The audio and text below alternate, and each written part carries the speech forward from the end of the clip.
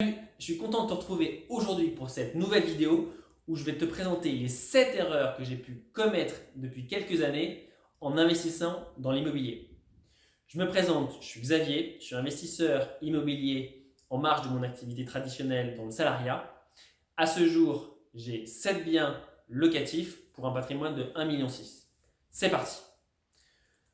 Avant que je ne t'énumère les 7 erreurs qu'on a faites, c'est ces 7 erreurs par rapport à un objectif. Du coup, je voulais recontextualiser. Mon objectif avec ma femme, c'est que d'ici nos 60 ans, on ait généré un patrimoine qui puisse dégager 120 000 euros bruts de loyer par an et qu'on n'ait plus d'emprunt à rembourser à nos 60 ans. Et par rapport à cet objectif, à date, on a pu sécuriser 85 000 euros de revenus locatifs. Donc, tu vois, il nous en reste encore un petit peu à aller chercher.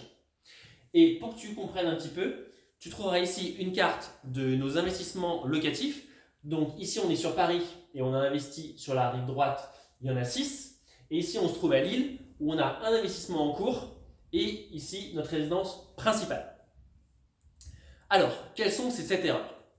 La première erreur que je voudrais que tu aies en tête, parce que toi, elle va te toucher assez rapidement, c'est le financement du bien. Ce n'est pas la recherche, c'est le financement du bien. Pourquoi cette erreur-là? C'est parce que moi, pendant des années, pendant 5 opérations, j'ai pris le postulat qui était complètement faux d'emprunter le montant de mon investissement auprès de la banque, donc ici tout va bien, mais je n'ai jamais inclus le montant des travaux également dans mes crédits. Ce qui fait que à chaque fois, je voulais moi-même apporter avec mon capital, avec mon cash, le montant des travaux. Donc pour schématiser, les investissements font à peu près 200 000 euros chacun.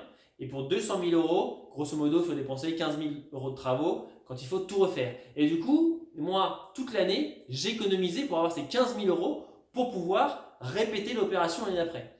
Et ça, c'est une hérésie quand finalement on sait que la banque, bien souvent, peut te prêter, en plus du montant de l'opération, le montant des travaux.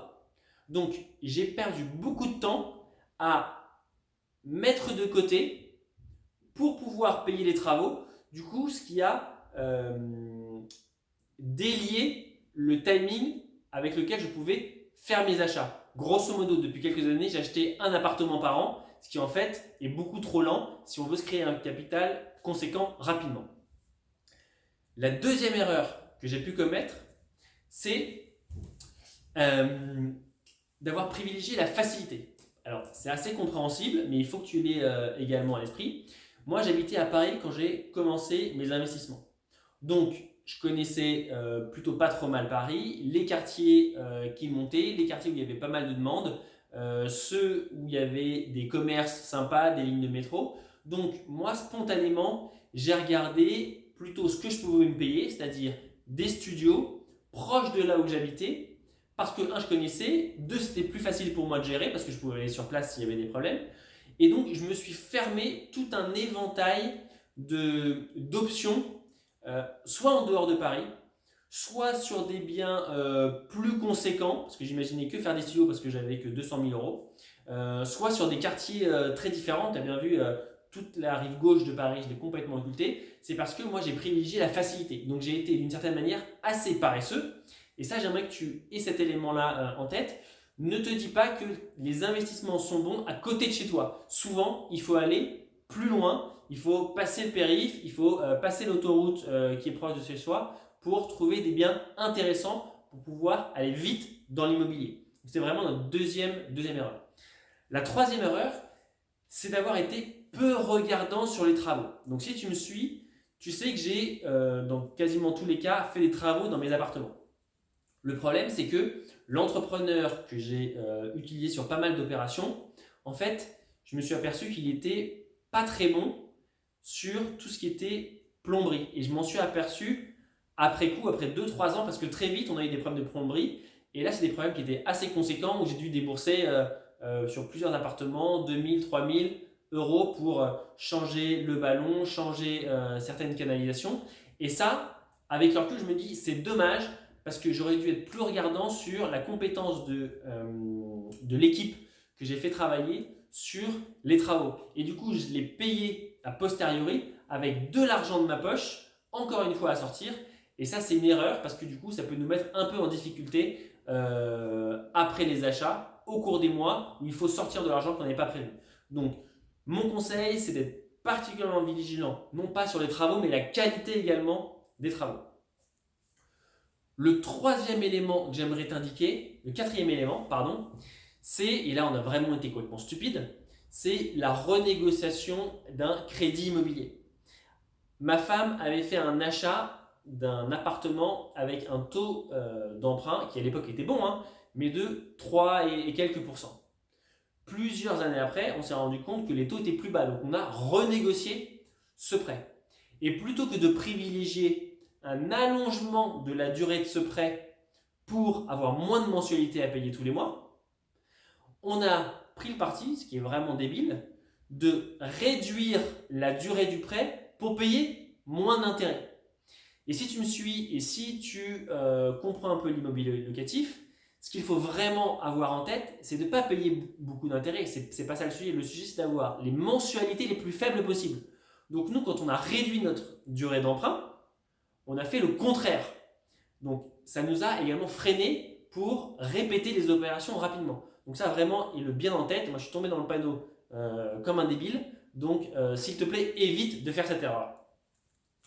Le cinquième élément qui nous a freiné, et vraiment on n'a pas été pertinent non plus là-dedans, c'est de penser qu'on était tout seul pour trouver des biens. Donc je te rappelle, on est avec ma femme, on est en couple, et tous les deux, ça nous intéresse l'immobilier. Donc tous les deux, on regarde des sites, tous les deux, on va faire des visites. Mais on n'est que deux, on a quatre bras tout musclés. Il y a des gens sur le marché dont c'est le métier que de trouver des biens pour des acheteurs comme toi. Et je trouve que c'était une hérésie, on a encore été pas pertinent, de ne pas essayer de s'entourer de ces personnes-là. Si tu sollicites des professionnels qui ont des contacts privilégiés avec les agences immobilières, avec des marchands de biens, ben, potentiellement, tu t'ouvres le champ des possibles à plus de biens plus rapidement. Potentiellement, ça peut être un peu moins rentable, mais c'est à toi de dire oui ou non si les biens qu'ils proposent te satisfont. Mais en tout cas, vraiment, tu es alimenté beaucoup plus vite en biens que si toi-même tu avais à les chercher. Du coup, c'est vraiment quelque chose que tu dois avoir à l'esprit. Ne reste pas seul derrière ton ordinateur à chercher des biens et à aller faire des visites. Sollicite l'aide de professionnels. Le sixième élément, on est presque à la fin de cette erreur, c'est de ne pas avoir considéré suffisamment tôt différents modes d'exploitation. Alors, c'est un gros mot, mode d'exploitation. Qu'est-ce que ça veut dire? Ça veut dire comment on va utiliser notre appartement pour générer des revenus. Il y a la location traditionnelle, c'est-à-dire une location où on va avoir des baux d'1 an ou plus, ou tu vas avoir des locations qui vont être différentes. La colocation est un mode différent de la location traditionnelle. Et là-dessus, tu vas pouvoir maximiser en général tes revenus. Un autre mode d'exploitation va être la location saisonnière.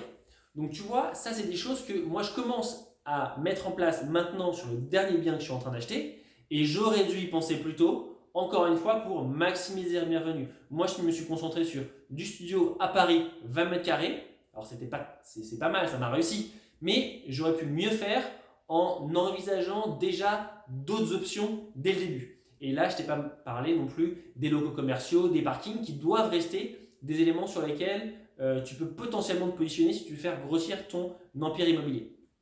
Et enfin, le dernier élément que je souhaitais porter à ton attention, c'est le fait qu'on ait acheté avec ma femme notre résidence principale peut-être trop tôt. Donc là, aujourd'hui, on habite à Lille. Avant, on habitait à Paris. Et à Paris, on était propriétaire de notre résidence principale. On l'a acheté assez tôt, quasiment au même moment qu'on commençait à faire nos investissements locatifs. Du coup, pareil, tous les mois, on avait à sortir de l'argent pour rembourser notre résidence principale qui nous grevait une partie importante de notre capacité d'emprunt. Et si on avait retardé l'achat de notre résidence principale, donc resté locataire, on aurait pu tous les mois rembourser des emprunts pour les mêmes montants, mais pour des biens qu'on aurait loués plutôt que nous de les occuper. Donc on serait allé encore plus vite dans la création de notre patrimoine. Donc posséder sa résidence principale, ce n'est pas une mauvaise chose, mais fais-le une fois que tu as un patrimoine conséquent entre guillemets, que tu es un investisseur aguerri et que tu sauras assez facilement répéter les opérations, dans ce cas-là, une fois que tu t'es déjà mis à l'abri, considère l'achat de ta résidence principale, mais la considérer avant, ça peut être bloquant pour répéter des opérations. J'espère que ça t'aura aidé. Je te dis à très bientôt pour une prochaine vidéo.